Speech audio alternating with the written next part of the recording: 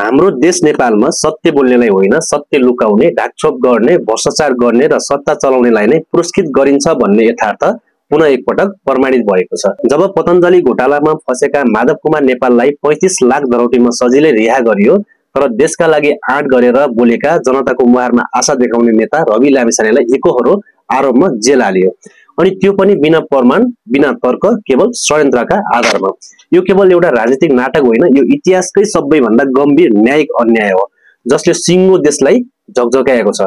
साथीहरू, तपाईँ हामीलाई राम्रोसँग थाहा भइसक्यो, आज हामी बोलेनौँ भने भोलि हामीलाई पनि रवि लामिछाने जस्तै अन्यायको परिधिमा पारिनेछ। त्यसैले अन्यायको विरुद्ध अनि न्यायको पक्षमा बोल्न म पछि पर्नेवाला छैन। रवि लामिछाने त्यो नाम हो जसले माफिया तन्त्रको विरोध गरे, भ्रष्टाचारको विरोध गरे, पत्रकारिताको शक्ति प्रयोग गरेर सत्यलाई उजागर गरेर अन्ततः जनताबाट गृहमन्त्री समेत बन्न पुगे। उनले देश बेच्नेहरूलाई जेल पठाए, नागरिकता बिग्रीका दलालहरूको मुख खोलाए अनि प्रहरी, प्रशासन, तस्कर र दलाल बीचको गठजोड तोड्न थाले। यही कारण हो कि सत्तामा रहेका पुराना नेताहरूको नित हरायो। ती नेताहरू जसले वर्षौंसम्म देश लुटे, संविधान आफ्ना अनुकूल बनाउँदै गए, भ्रष्टाचारको खेती गरेर आफ्नै कार्यकालमा विदेशी कम्पनीहरूलाई देश बेच्ने सम्झौता गरे। यस्ता नेताहरूको नाममा अहिले पनि अनगिन्ती मुद्दा छन्, तर उनीहरू धरौटीमा हाँस्दै छुट्छन्। माधव कुमार नेपाल जस्तै, जसको नाम पतञ्जलि काण्डमा मुछिएको थियो, जसले विदेशी कम्पनीको दलाली र आर्थिक लेनदेनको गम्भीर आरोप लागेको थियो, तर त्यो मुद्दा 35 लाखको धरौटीमा टुङ्गियो। के 35 लाखले उहाँ निर्दोष साबित हुनुहुन्छ त? के 35 लाखको सट्टामा देश बाँच्छ त? जनताको विश्वास बाँच्छ त? तर रवि लामिछाने जस्तो व्यक्तित्व जसले कुनै स्वार्थ बिना जनताको पक्षमा काम गरे, जो निरन्तर संसदमा जनताका मुद्दा उठाउँथे, जसले दुई छाक खाना धौधौ परेका नागरिकको न्यायको आवाज बनिरहेका थिए, उहाँलाई आरोपको कागजले होइन, नियतको खुकुरीले प्रहार गरियो। एकातर्फ देश बेच्नेलाई सम्मान, अर्कोतर्फ देश बनाउनेलाई सजाय। यही हो हाम्रो देशको सडेको राजनीति र भ्रष्ट न्याय प्रणाली। आज अदालतको निर्णय हेर्दा लाग्छ न्याय दलको चपेटामा छ। पार्टीको कार्यकर्ताले न्यायाधीशलाई सिफारिस गर्छन् अनि ती न्यायाधीशले पार्टीको मन पर्ने फैसला गरिदिन्छन्। यसै कारण नेपालमा निर्दोष जेल जान्छ, दोषी सडकमा राष्ट्र व्यक्तिको अभिनय गर्छ। यही परिवेशमा रविलाई घेराबन्दी गरेर अपराधी बनाउने खेल रचिएको छ। केही मिडिया हाउसेस, राजनीतिक दलहरू र केही टाउकेहरू मिलेर रविलाई हर हालतमा जेलभित्र पुर्याउने लक्ष्य बनाएका छन्, किनभने उनीहरू जान्दछन् रविले बोल्न थालेपछि उनीहरूको गोटी हल्लिन्छ अनि सत्य बोल्ने र डर नमानेको मान्छे उनीहरूलाई असहाय हुन्छ। तर के नेपाली जनता यति मूर्ख छन् त? के नेपाली जनताले सत्य र असत्य छुटाउन सक्दैनन् र? हजारौं जनताको समर्थन, सडकमा देखिएको लहर, सामाजिक सञ्जालमा उम्लेका आक्रोश, युट्युब, फेसबुक, ट्विटर सबैतिर गुन्जिएको एउटै आवाज रविलाई रिहा गर्ले स्पष्ट देखाउँछ अब जनतालाई ठग्न सजिलो छैन। अबको युगको सत्यको, इमानदार नेतृत्वको, युवाको र त्यसको प्रतिनिधित्व गर्छन् रवि लामिछानेले। उनले न्यायको लागि लडे, आज उनी न्यायको शिकार भएका छन्। जुन देशमा रवि जस्ता नेता जेल जान्छन् त्यो देशमा विकासको सपना मात्र देखिन्छ, वास्तविकता कहिले बदलिँदैन। राजनीतिक बदला लिन रवि लामिछानेलाई प्रयोग गरिएको हो।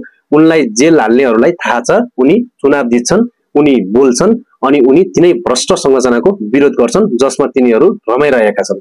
यही डर हो रविको लोकप्रियताको, सत्य शक्तिको, जनताको विश्वासको। माधव नेपाल छुटेपछि जनताको मुटु चिसो भयो, नेताहरूको मुटु तातियो, किनभने उनीहरूले न्यायको मूल्य 35 लाखमा तोके। तर रवि लामिछानेलाई त त्यो पनि दिइएन, किनभने उनी सत्यको पक्षमा छन् र सत्यलाई यो देशमा सजाय दिने चलन बसाल्न खोजिएको छ। तर सत्य न मर्छ न हराउँछ। आज हजारौं युवा साथीहरू, वृद्ध, विद्यार्थी सडकमा छन् र रविको पक्षमा आवाज उठाइरहेका छन्। त्यो आवाज अब चुप लाग्दैन। त्यो आवाजले जित्नेछ, त्यो आवाजले नयाँ संविधान बनाउनेछ, त्यो आवाजले पुराना सत्ता ध्वस्त पार्नेछ। रवि लामिछानेले भनेका थिए, देश बेच्दिन, देश बनाउँछु। यो वाक्य केवल शब्द थिएन, यो क्रान्तिको घोषणा पत्र थियो। त्यसैले यो देशका सत्ता लोलुपहरू डराएका छन्। उनीहरूलाई थाहा छ रवि एकपटक फेरि संसद पुग्यो भने पुरानो भ्रष्ट संरचना भत्किन्छ अनि नयाँ युग सुरु हुन्छ।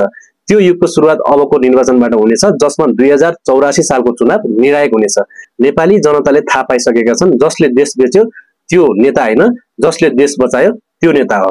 रवि लामिछाने अब केवल नेता होइनन्, उनी चेतनाका प्रतिनिधि हुन्, क्रान्तिका सारथी हुन्, परिवर्तनका वाहक हुन्। उनी जेलमा छन् तर विचारमा छैनन्। उनी शारीरिक रूपमा थुनिएका छन् तर जनताको मनमा अझै अडिग छन् अनि त्यो अडनलाई अब रोक्न सकिँदैन।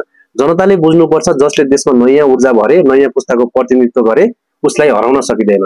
रविलाई फसाउनेहरूको षड्यन्त्र एक दिन आफै भत्किन्छ, त्यो दिन टाढा छैन।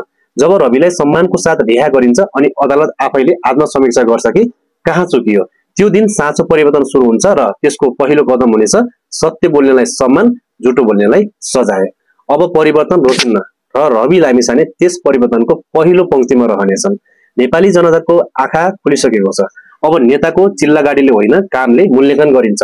रविको काम, रविको निष्ठा, रविको संकल्प अब इतिहास बन्नेछ। उहाँलाई सच्चा नेपालीले भुल्ने छैनन्। आज जे भइरहेको छ त्यो इतिहासमा कालो अक्षरले लेखिनेछ। रविको समर्थनमा उठेका हरेक आवाज, लेखिएका हरेक पोस्ट, बहाएका हरेक आँसु, बोलेका हरेक नारा, यी सबैले बनाउनेछ एउटा यस्तो इतिहास जहाँ सत्य बोल्नेलाई जेल होइन, सम्मान गरिन्छ। आज हामी रविको पक्षमा छौं किनभने उहाँ सत्यको प्रतिनिधि हो।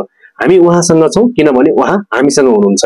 र अन्त्यमा जब देश सचिन्छ त्यो दिन रवि लामिछानेको नाम सम्मानका साथ राष्ट्रले उच्चारण गर्नेछ।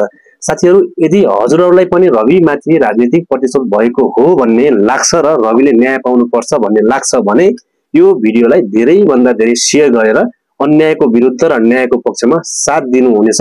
र अर्को एउटा महत्त्वपूर्ण कुरा, रवि लामिछानेमाथि भएको राजनीतिक प्रतिशोध विरुद्ध जनताको हस्ताक्षर अभियानमा साथ दिन सक्नुहुनेछ। यदि हजुरहरूलाई पनि रवि लामिछानेमाथि राजनीतिक प्रतिशोध भएकै हो भन्ने लाग्छ र न्याय पाउनुपर्छ भन्ने लाग्छ भने साथ दिनुहुनेछ भनेर भरपूर आशा राख्दै बिदा हुन्छु। धन्यवाद। नमस्ते।